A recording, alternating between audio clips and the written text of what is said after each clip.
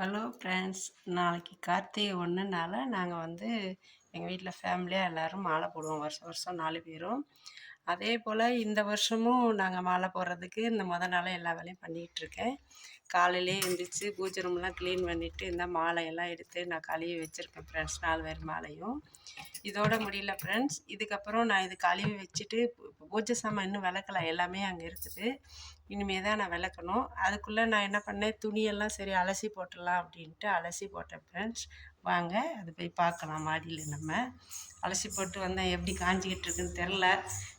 இனிமேல் தான் பார்த்துட்டு வந்து அதுக்கப்புறமா நான் பூஜை சாமான்லாம் விளக்கி வச்சுட்டு, இன்றைக்கி நானும் என் சின்ன பையன் தான் இருக்கோம். எங்கள் மாமாவும் எங்கள் பெரிய பையனும் வேலைக்கு போயிருக்கிறாங்க. நாங்கள் 2 பேர் தானே. இதெல்லாம் முடிச்சுட்டு சரி சமையல் பதறாமல் பண்ணி சாப்பிட்லான்ட்டு நாங்கள் இருக்கிறோம்.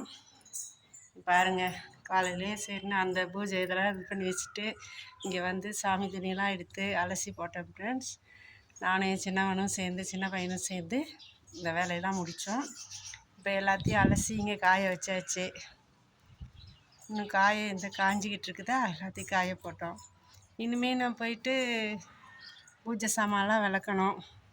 பூஜை சாமான் விளக்கிட்டு அதுக்கப்புறம் தான் ஃப்ரெண்ட்ஸ் சமையல் ஆரம்பிப்பேன்.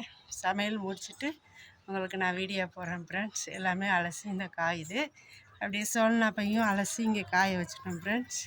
இங்கே பாருங்கள், எல்லாத்தையுமே அலசி காய வச்சாச்சு 4 பேர் இதையும். நான் அதுக்கப்புறம் நான் போயிட்டு கீழே போயிட்டு நான் பூஜை சாமான் விளக்கணும் ஃப்ரெண்ட்ஸ் ஃபஸ்ட்டு. அதுக்கப்புறமா நான் பூஜை சாமான் விளக்கி முடிச்சுட்டு சமையல் பண்ணுவேன். சமையல் பண்ணி நானும் சின்ன பையனும் சாப்பிட்டுட்டு அதுக்கப்புறம் கண்டினியூ பண்ணுவேன் பூஜை சாமான் மஞ்சள் குங்குமம் வச்சு. அவ்வளோதான் ஃப்ரெண்ட்ஸ். இங்கே ரூம்பெல்லாம் என் சின்ன பையன் ஒதுக்கி முடிச்சிருக்கான். இன்றைக்கி ஏதோ அவனுக்கு தெரிஞ்ச வரைக்கும் பண்ணி வச்சுருக்கான் போல்.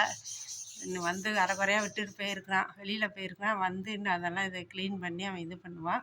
பெரியவன் இருந்தால் நேரம் சுத்தமாக எல்லா வேலையும் எனக்கு முடிச்சிருப்பான். இவன் கொஞ்சம் சுட்டி இது, அதனால் கொஞ்சம் பொறுமையாக செய்யுது. என்கூட துணி வேலையெல்லாம் கொஞ்சம் செஞ்சிச்சு. அதனால் அதை அவன் ரூம்பை இன்னும் க்ளீன் பண்ணி முடிக்கலை. இப்போ வெளியில் போயிருக்காரு. வந்து இந்த வேலையை கண்டினியூ பண்ணி அவர் ரொம்ப ஒதுக்குவாங்க. 2 பேர் ரொம்ப பையன் சின்னவன். நான் போயிட்டு பூஜை சாமான் விளக்கிட்டு சமையல் ஆரம்பிக்கணும் ஃப்ரெண்ட்ஸ். பாய் ஃப்ரெண்ட்ஸ், மீண்டும் அப்புறம் சமையலில் சந்திப்பேன் ஃப்ரெண்ட்ஸ். சமையல் முடிச்சுட்டு நான் வீடியோ போடுறேன் ஃப்ரெண்ட்ஸ். Bye friends.